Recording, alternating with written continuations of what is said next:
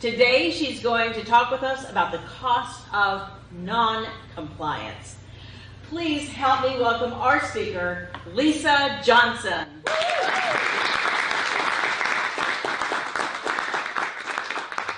Thank you, Kathy.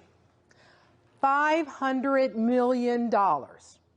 That's the amount the Equal Employment Opportunity Commission, or EEOC, collected from employers nationwide during this past fiscal year in the form of litigation and settlements for discriminatory practices.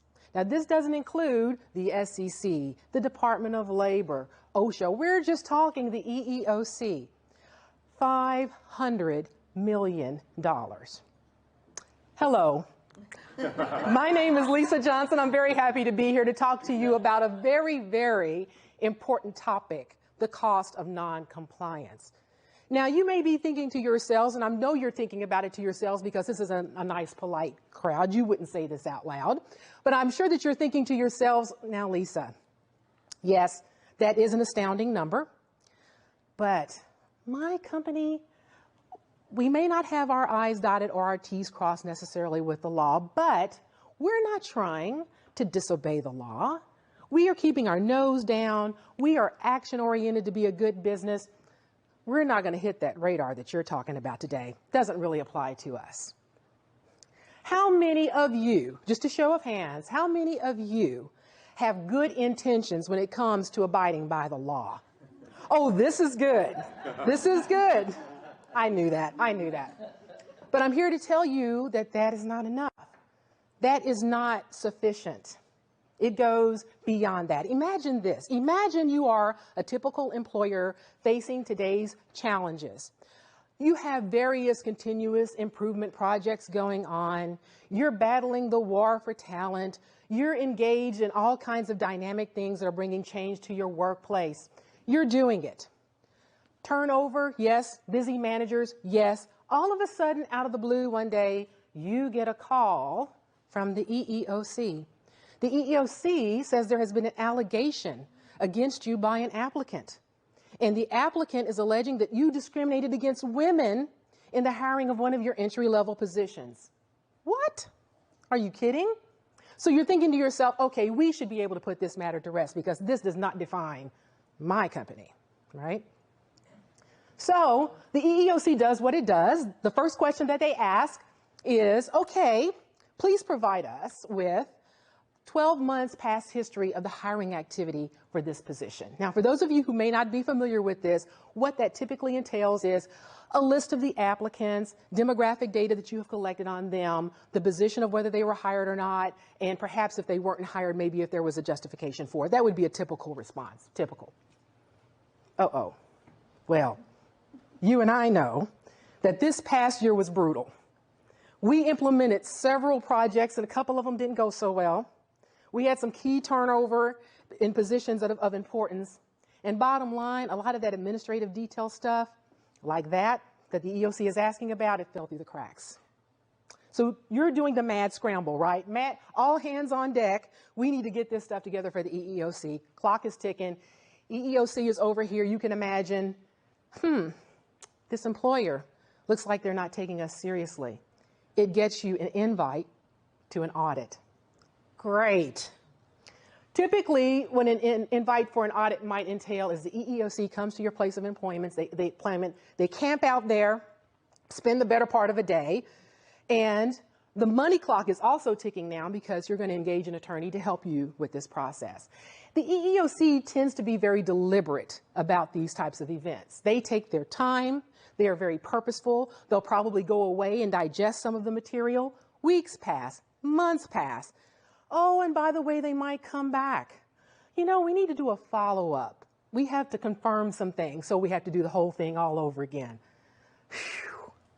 In the meantime, remember that applicant that originally filed the complaint against us? Let's imagine that that applicant applies again. They go through the same process. They just apply again. They go in. They fill an application. The application makes its way to a manager who has responsibility for receiving that data. The manager, being well informed about what's going on internally in the organization, looks at it, says, oh yeah, I recognize this name. This is the person with whom we have the claim. You know what I'm going to do? I'm going to set this aside. That way, once we see how all this shakes out, we'll know how we need to handle this, and everything will be just fine. So I can tell by some of your faces that you see the dilemma here. Our well-intentioned manager basically has discriminated against this person because this person is now, this application is not going to be considered. And the reason, the basis for it, is because the person has a claim against the company. That is a definition of retaliation. And as we know, in the litigation environment, retaliation is a very bad word. It increases your penalty exposure exponentially. Oh my gosh, look where we're at. What can we do to help us alleviate and guard against this type of thing? Well, first of all, let me share with you that this is a real scenario. It occurred to an employer that I partner with in the past. And essentially, they ended up settling that situation. And the settlement looked something like this. They had to offer the job to that individual because, as it all ended up, she was qualified. So they had to offer the job. Also, they had to pay her back pay for the period of time from when she first applied in 18 months. Okay, so an 18-month fat check. In addition to that, for the 12-month period that we were unable to gather our data together, for every female employee that we interviewed and for whom we did not hire them that looked like they could have been eligible and we didn't have a disposition for why they weren't hired, they were included too. So we had a nice list of 18-month back paychecks.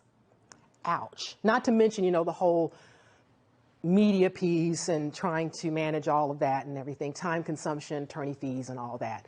So back to the question, what is an employer to do? I want to offer you 3 suggestions.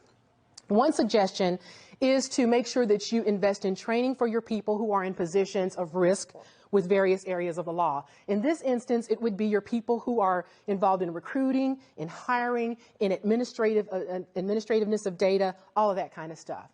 And the good thing is that it's plentiful. Our attorneys, our HR professionals, consultants, and organizations, our government entities, our chambers, they offer lots of training in regards to this. It's worth the investment. We should do that. The second thing that I would suggest would be to make sure you have good, simple, straightforward, easy to access policies that state your position on these types of topics that involve the law. So in this case, it might be a policy in regards to the EEOC and your position about discrimination in the workplace. It might be a policy about, hey, here's how our hiring process works in regards to our company, any of those kinds of things. Basically, what you are doing is you are showing your good intention. But wait, didn't we just say your good intention is not always enough? The third thing would be making sure that you adhere to your policies. So if you have a policy, follow them. One of the worst things we can do as a disservice to ourselves is to have a policy that we're not following. And what have we done? We've documented our noncompliance. That's not good, is it? That's not good. So we want to follow them as well. $500 million, that was the amount I quoted that the EEOC collected in the last fiscal year. And what about the company that I partnered with? How much did they contribute to the EEOC? $250,000. $250,000. In the words of the former Deputy Attorney General, Paul McNulty, compliance, if you think compliance is expensive, try non-compliance. Very expensive. The EEOC and entities like that, they don't value our good intentions like we think. We have to do more. We have to go beyond that. And so make sure that you are conducting good training for your people, providing it. Make sure that your policies are in place. Make sure that you are adhering to your policies. And if you need accountability, then have internal audits or get a third party to come in and audit you to help you with that. But be proactive and make sure that your good intentions are not just good intentions, that your good intentions matter. Thank you. Thank you.